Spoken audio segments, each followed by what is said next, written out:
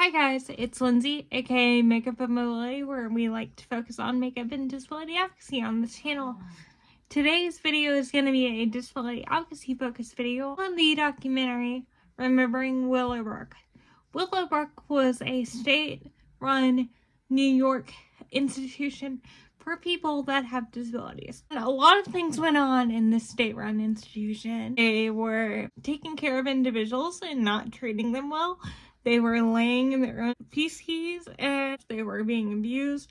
They were prescribing medications when they didn't need to. A lot of people, including some of the physicians there, some of the workers, some of the self-advocates that were there, wanted to bring attention to the abuse.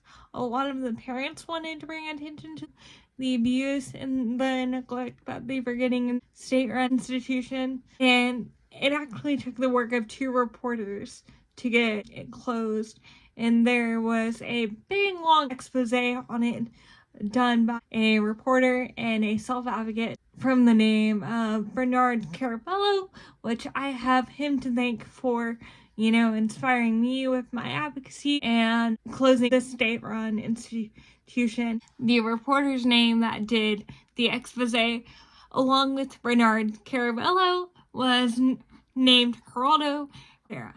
Oklahoma had a state-run institution called HISM, and I don't know if it got to the severity that Willowbrook did, but the parents actually did a class action lawsuit, and they won, and their children got to live in the community. Willowbrook, they actually got lawsuit, and they had to shut down. And we just want to remember the neglect and the abuse that went on there.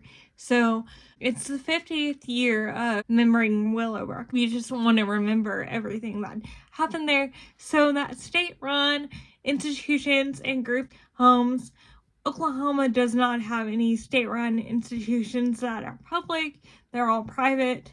But I know some of our neighboring states like Texas has state-run institutions, and we definitely want to make sure that none of the abuse like Willowbrook experienced happens in state-run institutions either here or all across America. I mean, it was horrible bad. I can't even describe to you how horrible it was. I'm so thankful that I wasn't around in the time Willowbrook existed in the HISM Center here in Oklahoma, because I don't know what I would be if I was born in that time period. And stuff like what happened on in Willowbrook is the whole reason I live with my parents still, because they're able to decide what type of care I receive and what type of good care I receive. If I was able to go into like state-run group home, they would be, worried about my care. And I like living at home. Yes, I want to move out one day, but I like living at home because it allows me to have that access to genuine good care.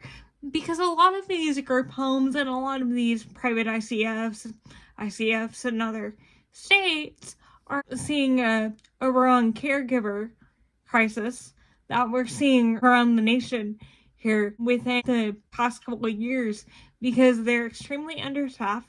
No one wants to do the type of work for the type of pay that they get.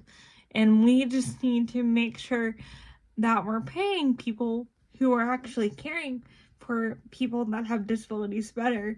So maybe we can stop this type of treatment from happening. I just think that we need to remember stuff that went on with Willowbrook, because we never want to repeat that history again.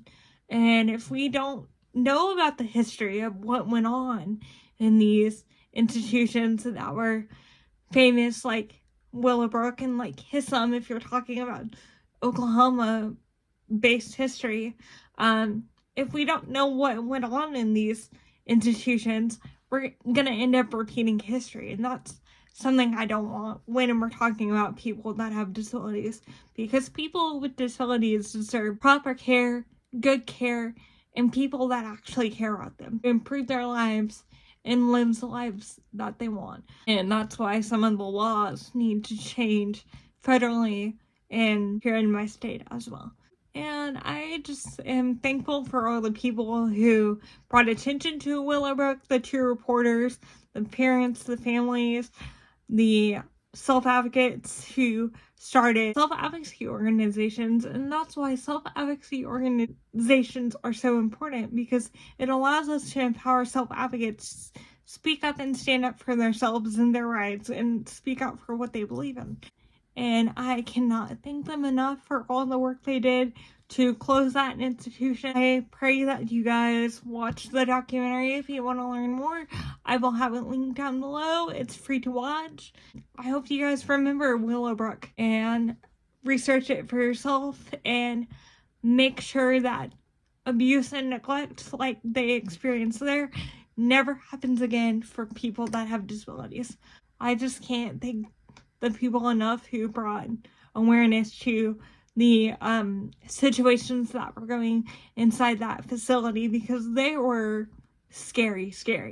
They were, I mean, it's horrific. And to think something like this could happen again if we don't bring attention to situations like this and documentaries like this, so we can learn the history about what happened in these state-run institutions, we're going to end up repeating history if we don't bring attention to history. And disability history is something rarely ever talked about in the education system, and we need to bring awareness to it.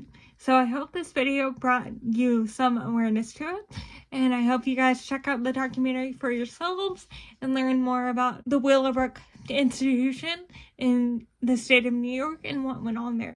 And thank you guys for watching today's video, and I hope you find beauty and advocacy and keep rolling on. And if you liked this video, you can either thumbs it up and help out the YouTube algorithm, leave a comment down below on your thoughts, hit that subscribe button. If you want to become a subscriber of the M&M family, hit that notification bell so you're notified every time I upload a video, and I will see you guys later. Once again, find beauty and advocacy and keep rolling on. Love you guys. Have a good day.